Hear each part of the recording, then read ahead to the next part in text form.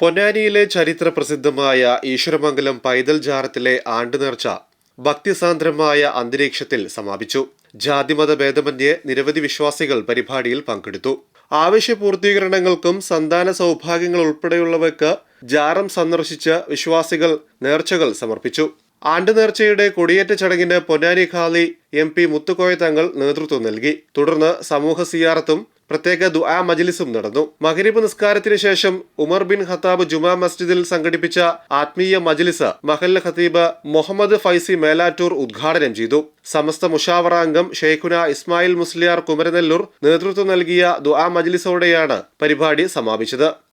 ഈശ്വരമംഗലം കടവ് ജുമാ മസ്ജിദിന്റെ ചാരത്ത് അന്ത്യവിശ്രമം കൊള്ളുന്ന പൈതലിൻ്റെ ആണ്ട് നേർച്ചയിലാണ് നമ്മൾ ഒരുമിച്ച് കൂടിയിട്ടുള്ളത്.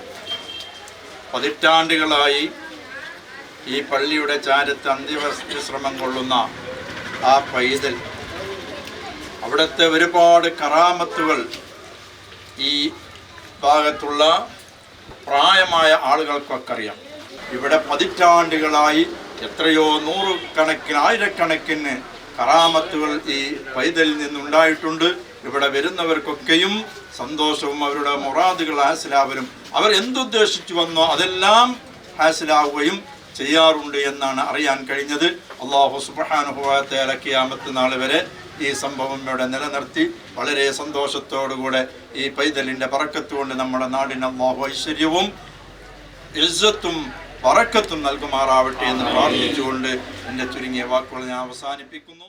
സ്വാഗത സംഘം കൺവീനർ CT ഹനീഫ, സ്വാഗത സംഘം ചെയർമാൻ അഷ്റഫ് ഹയാത്ത്, മഹല്ല് സെക്രട്ടറി PMK ഗഫൂർ, മഹല്ല് president P Ibrahim Haji, treasurer Muhammad Shafi Arakkal, coordinator P Najumudheen എന്നിവർ പരിപാടികൾക്ക് നേതൃത്വം നൽകി. തുടർന്ന് പരിപാടിയിൽ പങ്കെടുത്തവർക്ക് ഭക്ഷണ വിതരണവും നടത്തി.